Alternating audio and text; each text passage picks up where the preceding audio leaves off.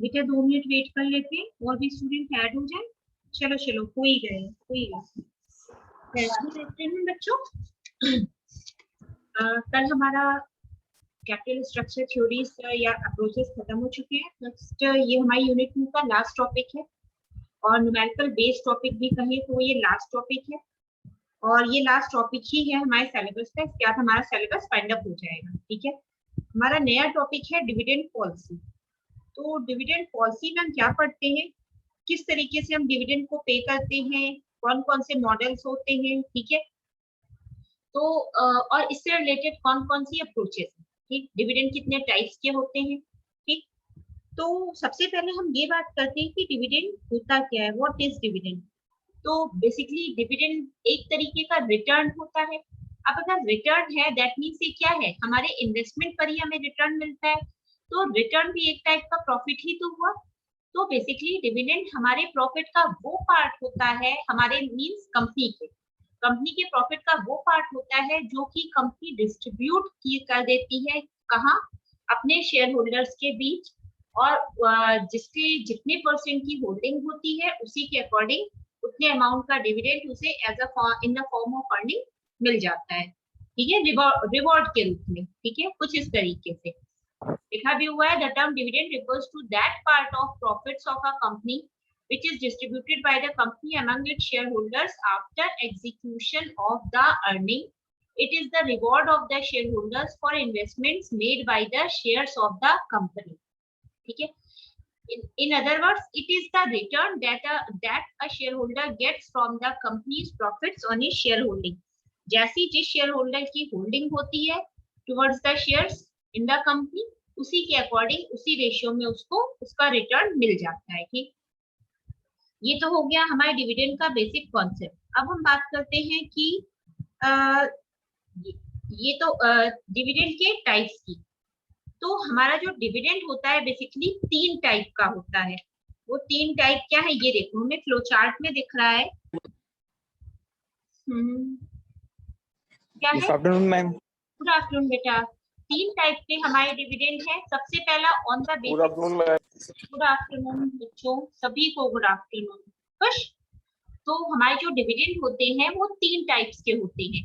कौन कौन से? सबसे पहला है हमारा on the basis of types of shares, shares के टाइप्स के बेसिस पर। नेक्स्ट है on the basis of mode of payment, जैसा हम पेमेंट करना चाहते हैं उसके बेसिस पर। लास्ट है on the basis of time of payment, किस टाइम पे हम पेमेंट कर रहे हैं उसके बेसिस पर। ठीक है, अब हम सबसे पहले पर आते हैं on the basis of types of shares. हमारे शेयर तुम लोगों को भी पता होंगे 2 टाइप के होते हैं, एक इक्विटी शेयर्स, एक होती है प्रेफरेंस शेयर्स। फिर फर्क दोनों में, दोनों ही की शेयर होल्डिंग होती है फर्म में या कंपनी में। फर्क बस इतना होता है, जो प्रेफरेंस शेयर होल्डर्स होते हैं उनके पास वोटिंग राइट्स होते हैं। तो जैसा हमारे शेयर के टाइप होते हैं उसी हिसाब से इक्विटी शेयर होल्डर को उनके वाला equity dividend, preference share holders को प्रेफरेंस डिविडेंड मिलता है। ठीक, अब हम बात करते हैं on the basis of mode of payment, जैसा हमारा पेमेंट का मोड है उसके हिसाब से जो टाइप ऑफ पेमेंट डिविडेंड होता है। सबसे पहला है हमारा कैश डिविडेंड। कैश डिविडेंड नाम से ही पता लग रहा है, जब हम डिविडेंड का पेमेंट कैश के फॉर्म में कर रहे हैं या जो भी फंड्स का आउटफ्लो है वो कैश के फॉर्म में हो रहा है, तो वो उस टाइप का हमारा डिविडेंड कैश डिविडेंड कहलाता है। नेक्स्ट है बोनस शेयर्स या स्टॉक डिविडेंड। स्टॉक डिविडेंड क्या होता है, जब हम क्या करते हैं, बोनस शेयर्स का इशू कर देते हैं अपने एग्जिस्टिंग शेयर होल्डर्स पे। देखो क्या होता है, हमने हमारे पास क्या क्या थे, हमने डिविडेंड का पेमेंट स्टार्ट किया। ठीक है, अब जैसे जैसे हमारे शेयर होल्डर्स थे हमने उसी के हिसाब से क्या किया, डिविडेंड को क्या किया, डिस्ट्रीब्यूशन डिविडेंड का स्टार्ट कर दिया। तो अब हमारा क्या हो रहा है, हमने इक्विटी शेयर होल्डर्स को दे दिया, प्रेफरेंस शेयर होल्डर्स को प्रेफरेंस डिविडेंड दे दिया। अब जो हमारे बोनस शेयर या स्टॉक डिविडेंड जो हमारे अब एग्जिस्टिंग शेयर होल्डर्स बचे उनको हमने अपना क्या किया, बोनस इशू कर दिया। यही हमारा कहलाता है बोनस शेयर या स्टॉक डिविडेंड। नेक्स्ट हमारा है स्क्रिप और बॉन्ड डिविडेंड। स्क्रिप और बॉन्ड डिविडेंड क्या होता है?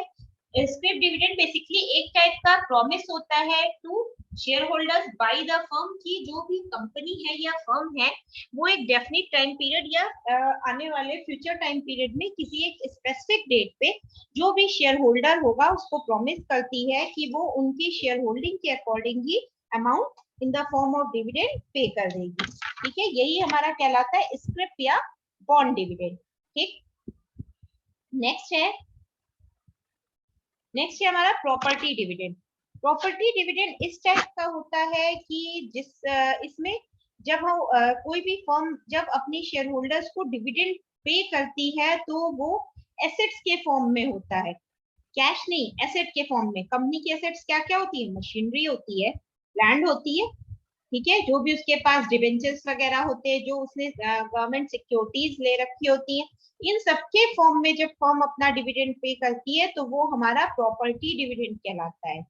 प्रॉपर्टी डिविडेंड सिर्फ और सिर्फ एसेट्स के फॉर्म में होता है, याद रखना, कैश के फॉर्म में नहीं होता है। ठीक है, नेक्स्ट है हमारा कंपोजिट डिविडेंड। कंपोजिट डिविडेंड हमारा इस टाइप का डिविडेंड होता है, सपोज हमें किसी शेयर होल्डर को मान लो 50,000 रुपए उसकी डिविडेंड पे करने, सपोज, ठीक, हमने क्या किया, 30,000 कैश फॉर्म में पे कर दिया और 30,000 दूसरे फॉर्म में। मीन्स नाम से ही पता लग रहा है कंपोजिट फॉर्म मीन्स ये कंबाइंड फॉर्म में दिया जा रहा है कि आधा पेमेंट हमने मतलब पार्शियल पेमेंट किया, पार्शियल पहला पार्ट हमने कैश में पे कर दिया, दूसरा पार्ट हमने एसेट के फॉर्म में या कोई बोनस शेयर इशू कर दी, इस टाइप से हमने किया तो वो हमारा कंपोजिट डिविडेंड कहलाता है। ठीक है, अब ये तो हमारे हो गए मोड ऑफ पेमेंट, जैसा हम पेमेंट कर रहे हैं किसका, डिविडेंड का।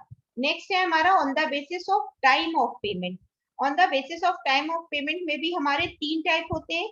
सबसे पहला है हमारा इंटरिम डिविडेंड। इंटरिम डिविडेंड हमारा वो डिविडेंड होता है जब हम फाइनेंशियल ईयर हमारा खत्म होने वाला होता है उस समय जो हम डिविडेंड पे करते हैं टू आवर शेयर होल्डर्स, वो हमारा इंटरिम डिविडेंड होता है। क्या तुम लोग बता पाओगे फाइनेंशियल ईयर की स्टार्टिंग और क्लोजिंग कब होती है? बोलो बच्चों, बोलो। मैम शायद शायद मई और अप्रैल के बीच में। अच्छा, एक तो गलत बताया, वो भी शायद ये 1 अप्रैल टू 31 मार्च। अप्रैल बिल्कुल सही बताया। 31 मार्च तक। हाँ, थोड़ा सा करेक्ट कर लो कि 1 April of current year to 31 March of next year. ठीक है, नेक्स्ट ईयर। अच्छा, ये तो हमारा फाइनेंशियल ईयर हो जाता है। असेसमेंट ईयर कौन होता है, कोई बताएगा? असेसमेंट ईयर क्या होता है? अकाउंट्स पढ़ते हो ना, इसलिए कह रहे हैं, पता होना चाहिए। ऑल्दो तुम लोग अभी टैक्स नहीं पढ़ रहे हो बट फिर भी ये सब बेसिक इन्फो है। देखो, फाइनेंशियल ईयर वो ईयर होता है जिसमें हम अभी जो हम स्पेंड कर रहे होते हैं, बट असेसमेंट ईयर हमेशा एक प्रीवियस ईयर को लिया जाता है। जैसे अभी जो चल रहा है वो कौन सा चल रहा है, फाइनेंशियल ईयर 2021 चल रहा है। कब से स्टार्ट हुआ है? 1 अप्रैल 21 से लेकर 31 मार्च 2022। बट जो असेसमेंट ईयर होगा वो कौन सा कहलाएगा? 1 अप्रैल 2022 31 मार्च 2021।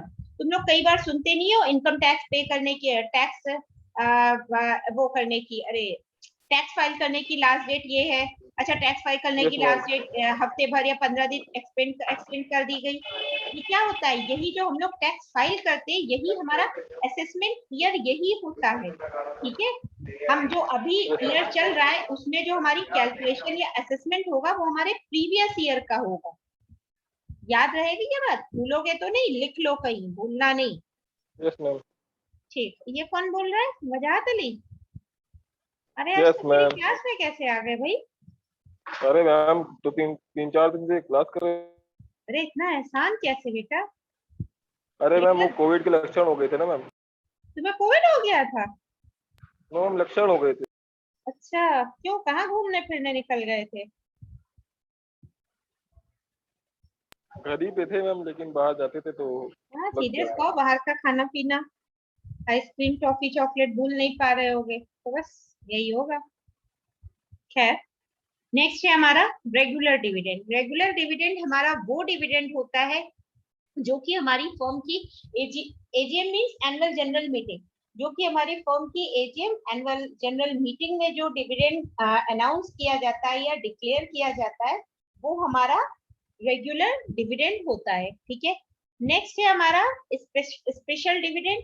स्पेशल डिविडेंड हमारा उस टाइप का डिविडेंड होता है जिसमें जो भी रेट होता है डिविडेंड का वो कभी चेंज नहीं होता है। कभी मींस फ्रीक्वेंटली जनरली चेंज नहीं होता है, मैक्सिमम टाइम तक वही रेट रहता है। रेट मींस डायनेमिक नहीं रहता है, उसमें स्टैटिज्म रहता है कि रेट वो जो फाइनल है वो वही रहेगा, फिलहाल कुछ ईयर्स तक तो वही रहता है। ठीक है, ये तो बात हो गई हमारी डिविडेंड की। बेसिकली जो तुम्हारा सिलेबस में टॉपिक है वो डिविडेंड पॉलिसी है, बट डिविडेंड पॉलिसी को जानने से पहले हमें ये पता होना चाहिए कि हम जो डिविडेंड पॉलिसी पढ़ रहे हैं उससे जो एक वर्ड निकल कर आ रहा है डिविडेंड, वो क्या है। ठीक है, अब नेक्स्ट हमारा टॉपिक है इसी में डिविडेंड पॉलिसी। डिविडेंड पॉलिसी हमारी वो पॉलिसी होती है जो कि उस अमाउंट से रिलेट करती है या उस अमाउंट पर डिपेंड करती है जो कि डिविडेंड के फॉर्म में शेयर होल्डर्स को पे किया जा रहा है।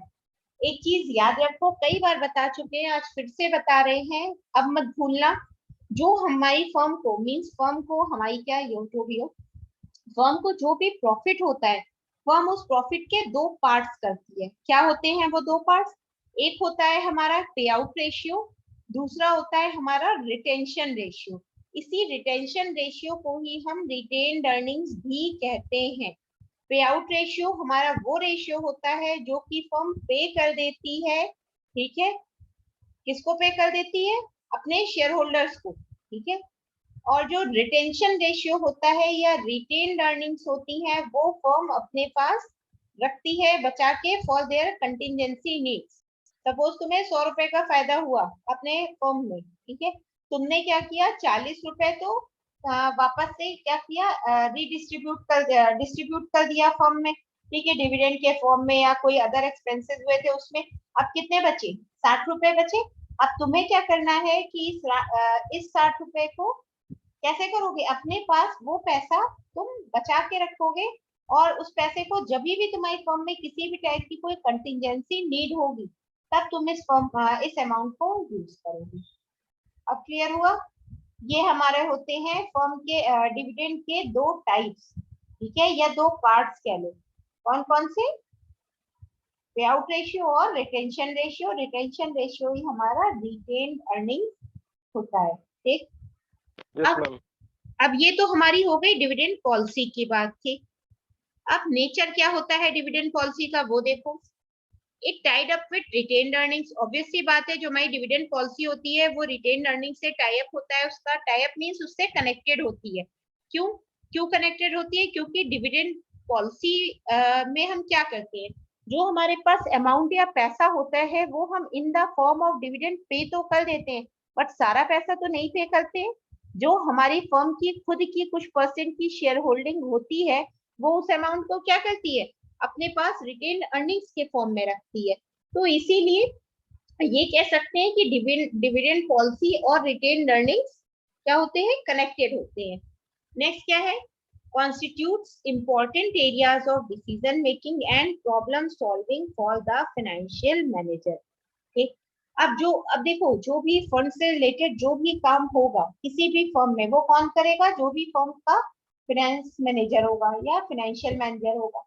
अब उसका क्या काम होता है कि जो भी डिसीजन लेने का काम होता है और जो भी प्रॉब्लम्स होती हैं, ठीक है, ध्यान देना, जो भी डिविडेंड पॉलिसी होती है वो डिसीजन मेकिंग के as well as problem solving के भी बहुत सारे एरियाज को कवर करती होती है। ठीक है, जिस पर काम कौन करता है? Financial manager. फाइनेंशियल मैनेजर को ये चीज ध्यान में रखनी चाहिए कि फर्म में कितने फंड्स की नीड कब आ सकती है या कितने फंड की नीड पिछले कुछ टाइम में फर्म ने कुछ फंड्स को यूज किया है, ये सारा कुछ सब कुछ। ठीक है, फर्म में क्या क्या क्या डे टू डे या डेली ट्रांजैक्शंस हो रहे हैं, उन ट्रांजैक्शंस के थ्रू कितना फायदा हो रहा है फर्म को, क्या उसकी शेयर होल्डिंग है, सब कुछ, ईच एंड एवरीथिंग। ये किसको देखना चाहिए? फाइनेंस मैनेजर को। ये उसकी एक मतलब देखा जाए तो ये उसकी इम्पोर्टेंट है। ठीक है, नेक्स्ट क्या दे रखा है? Impact on shares. बहुत ही बेसिक सी बात है। जो हम डिविडेंड पे करते हैं उसका डायरेक्ट असर किस पर आएगा, शेयर्स पर ही तो आएगा। क्यों? क्योंकि जो डिविडेंड हम पे करते हैं शेयर्स के होल्डिंग के अगेंस्ट ही तो पे करते हैं। ठीक है, लास्ट है ऑप्टिमल डिविडेंड पॉलिसी। हमारी डिविडेंड पॉलिसी की कुछ, एक मिनट, सॉरी बच्चों, कुछ इस तरीके से होनी चाहिए कि जो भी हमारे पास स्कार्स रिसोर्सेज है रिगार्डिंग फाइनेंस, ठीक है, या फंड्स, उससे हम अपने जो भी हमारे स्कार्स रिसोर्सेज है उससे जो भी हमारी अवेल करंट में जितनी भी जो कैश की नीड है या जो भी फंड्स की नीड है वो हमें उसी के अकॉर्डिंग ही क्या करनी चाहिए, क्या करना चाहिए, डिविडेंड पॉलिसी का ऑप्टिमम यूटिलाइजेशन करना चाहिए। ठीक है, नेक्स्ट है क्लासिफिकेशन ऑफ डिविडेंड पॉलिसी। अभी हमने कुछ देर पहले डिविडेंड्स का क्लासिफिकेशन पढ़ा था, नेक्स्ट अब हम पढ़ेंगे इसका डिविडेंड पॉलिसी का क्लासिफिकेशन। तो सबसे पहली हमारी डिविडेंड पॉलिसी है regular dividend policy. Regular dividend policy नाम से ही पता लग रहा है, वो डिविडेंड पॉलिसी जो कि रेगुलर वे में क्या होती रहती है,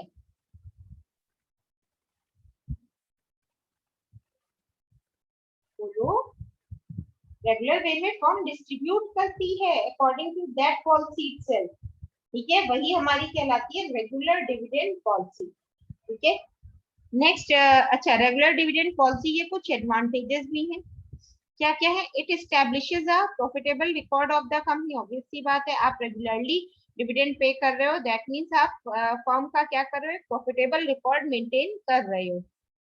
नेक्स्ट क्या है? It creates confidence among the share holders.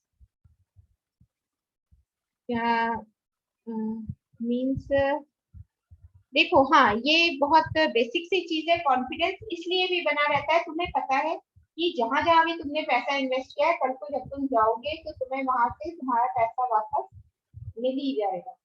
ठीक है, दैट मीन्स तुम ऐसी ही जगह तो इन्वेस्ट करोगे जहां पे तुम्हारा इन्वेस्टमेंट क्या हो, नो, सेफ और सिक्योर हो। यही तो होता है कि हम ऐसी ही जगह इन्वेस्ट करें जहां से हमें जो भी हमारे जितने भी टाइप के इन्वेस्टमेंट्स हैं, ठीक है, वो सब क्या हो सके,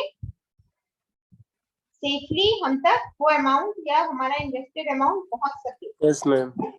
नेक्स्ट हमारा है it adds in long term financing and renders financing easier. क्या होता है, जब हम रेगुलर वे में जो भी हमारे शेयर होल्डर्स हैं उनको हम डिविडेंड पे करते जा रहे हैं, तो ऐसे क्या होगा, जो भी हमें लॉन्ग टर्म टाइम पीरियड में अगर हमें फंड्स की फंड्स की फाइनेंसिंग की जरूरत पड़ेगी, तो उस केस में हमारी क्या हमें हेल्प मिलेगी, जो भी हमारी फाइनेंसिंग होगी वो इजी भी हो जाएगी, साथ ही साथ हमारी लॉन्ग टर्म फाइनेंसिंग पे भी तो इफेक्ट आएगा। ठीक है, क्या इफेक्ट आएगा बोलो? सी बात है बच्चों, लॉन्ग टर्म फाइनेंसिंग पे ये इफेक्ट आएगा, हम शेयर होल्डर्स को डिविडेंड तो इन टाइम पे ही कर रहे हैं, दैट मींस अगर हमें इन शॉर्ट किसी भी टाइप की कोई कंटिजेंसी की प्रॉब्लम हुई या कोई भी फंड से रिलेटेड प्रॉब्लम हुई तो डायरेक्टली हम फंड मैनेजर से ही बात करेंगे। ठीक है, नेक्स्ट है हमारा it stabilises the market value of shares. Means क्या होता है, रेगुलर डिविडेंड पॉलिसीज में एक ये भी फायदा होता है कि वो क्या करती है कि नाम से के हिसाब से जो भी डिविडेंड पॉलिसी है वो क्या होती है, रेगुलर डिविडेंड पॉलिसी है। दैट मींस ये क्या करेगी, जो भी मार्केट वैल्यू है शेयर्स की उनको उनके स्टेबलाइजेशन का काम करेगी कि वो इनका प्राइस जो है वो स्टेबल रहे। ठीक है, the ordinary shareholders view dividends as a source of funds to meet their day to day living expenses। Firm क्या करती है, फर्म में जो ऑर्डिनरी शेयर होल्डर्स होते हैं वो क्या देखते हैं कि जो भी बेसिकली सोर्स ऑफ फंड है वो क्या है, इस तरीके से होना चाहिए, जो भी हमारे ऑर्डिनरी शेयर होल्डर हैं वो डिविडेंड को सोर्स ऑफ फंड्स के तौर पर देखते हैं, जिससे उनकी डे टू डे जो भी जरूरी नीड्स या रिक्वायरमेंट है वो फुलफिल हो जाए। ठीक है, अच्छा, नेक्स्ट अब क्या है, द ऑर्डिनरी शेयर नहीं, नेक्स्ट है if profits are not distributed regularly and are retain the shareholders may have to pay a higher rate of tax in the year when accumulated profits are distributed। Last line हमारी ये है कि अगर profits को नहीं distribute किया गया, ठीक है, अगर प्रॉफिट को डिस्ट्रीब्यूट नहीं किया गया तो उस केस में ये प्रॉब्लम हो सकती है कि फर्म अपने पास रिटेन अर्निंग के फॉर्म में कैश को रखेगी या जो भी उसके इन्वेस्टमेंट है उसको रखेगी। तो ये जो ऐसे केस में फर्म को जो भी टैक्स होता है वो बेसिकली जो भी कौन होते हैं, अभी बोला था, अरे जो ऐसे केस में जबकि फर्म शेयर होल्डर्स को रेगुलरली डिविडेंड नहीं पे करेगी तो फर्म को ही higher rate of return taxes को पे टैक्स के जरिए पे करना पड़ जाएगा। और जो ये हम टैक्स पे करेंगे उसका जो रेट ऑफ रिटर्न होगा वो बहुत ही हायर होगा, इससे क्या होगा, इसका रिजल्ट ये होगा कि जब प्रॉफिट को जरूरत प्रॉफिट की जिस भी टाइप की जरूरत हो उसी हिसाब से उसको मैनेज कर लिया जाता है। ठीक है, अच्छा ये तो हमारी बात थी रेगुलर डिविडेंड पॉलिसी की। नेक्स्ट है हमारी stable dividend policy. Stable dividend policy नाम से क्या पता लग रहा है कि जो भी हमारी फर्म की अर्निंग्स है वेदर दे आर स्टेबल और स्टैंडिंग, कंपनी क्या करती है जो भी रेगुलर डिविडेंड पॉलिसी होती है उसी के हिसाब से अपने डिविडेंड को फर्म के डिविडेंड को पे करती है।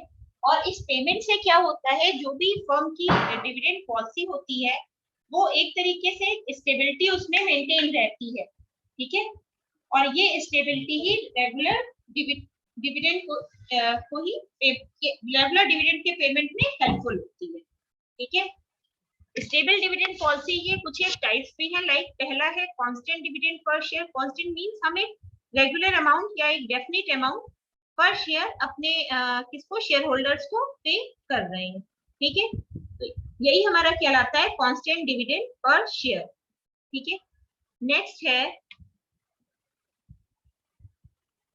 Stable rupee dividend plus extra dividend.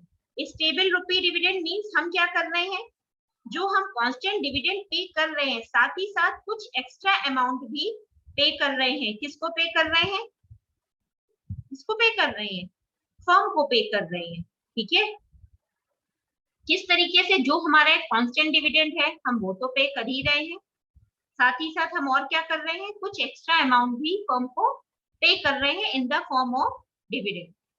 ठीक है, अच्छा अब इस स्टेबल डिविडेंड पॉलिसी के क्या क्या हो सकते हैं।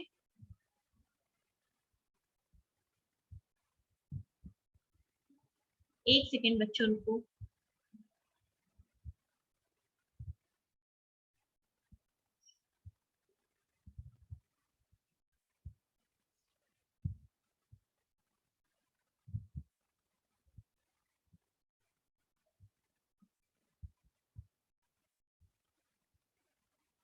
एक सेकेंड।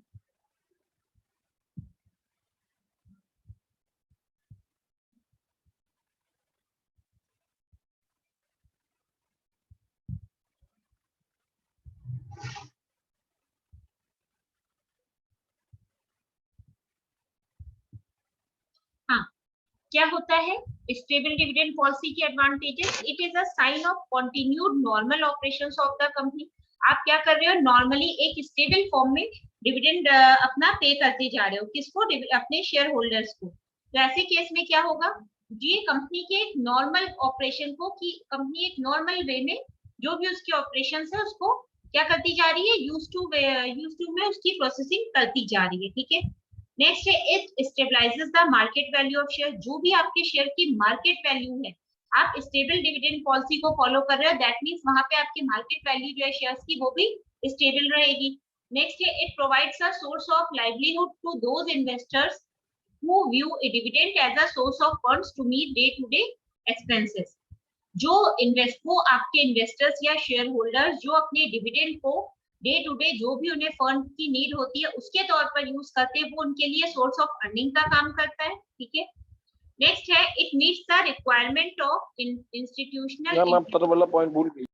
कौन वाला, थर्ड पॉइंट इट भूल क्रिएट्स गई। कॉन्फिडेंस। इट क्रिएट्स, ऑब्वियस सी बात है, अगर तुम एज अ इन्वेस्टर हो, ठीक है, तुमने मेरी फॉर्म में इन्वेस्ट किया, हम तुम्हें एक कॉन्टिन्यूटी बेसिस पर क्या कर रहे हैं, तुम्हारा डिविडेंड पे कर रहे हैं, तो तुम्हें कहीं ना कहीं एक कॉन्फिडेंस रहेगा कि तुम्हारी जो भी कोई भी प्रॉब्लम आ रही है फंड या फाइनेंस से रिलेटेड, तुम्हारी वो डिविडेंड के थ्रू पूरी हो जाएगी। तो ऐसे में क्या होगा, तुम्हारे खुद के अंदर एक कॉन्फिडेंस जनरेट होगा, ठीक है, और इन्वेस्टर भी कहीं ना कहीं फाइनेंशियल तौर पर साउंड फील करेगा।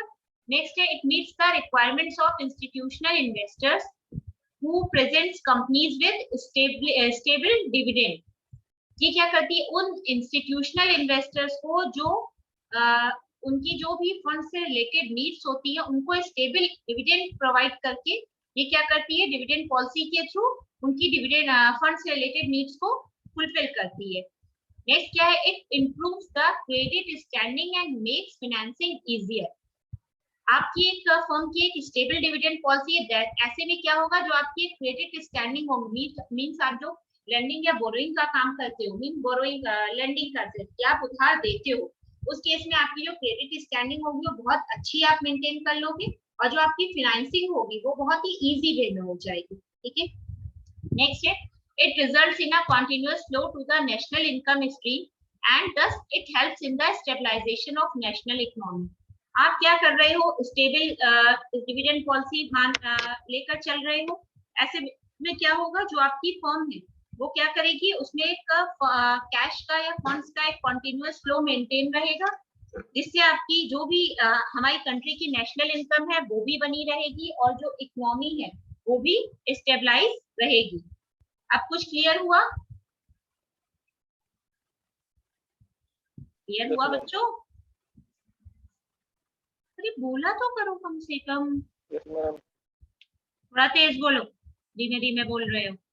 नेक्स्ट है, irregular dividend policy. Irregular means नाम से ही पता लग रहा है, जो भी हम डिविडेंड पे कर रहे हैं उसमें किसी भी टाइप की कोई रेगुलरिटी नहीं है।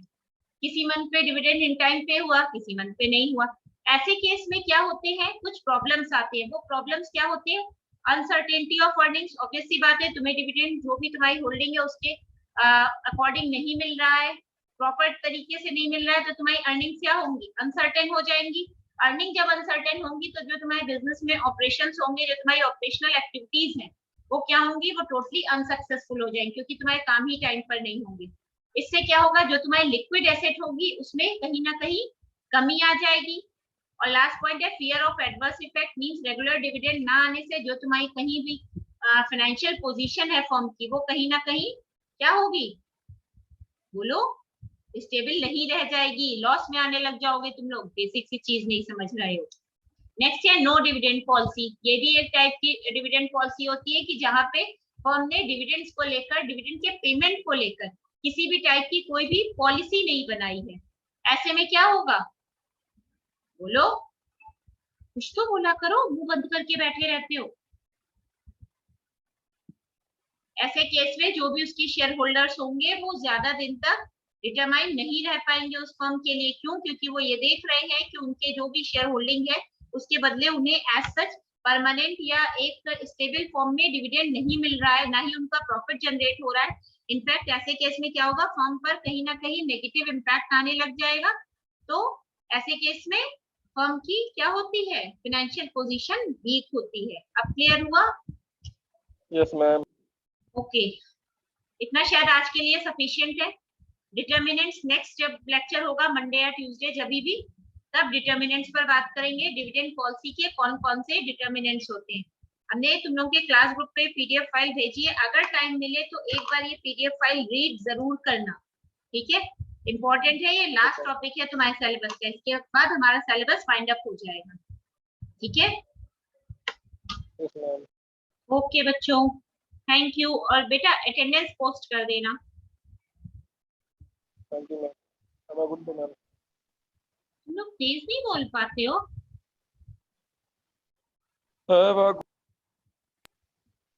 ओके खैर, चलो बच्चों, थैंक यू।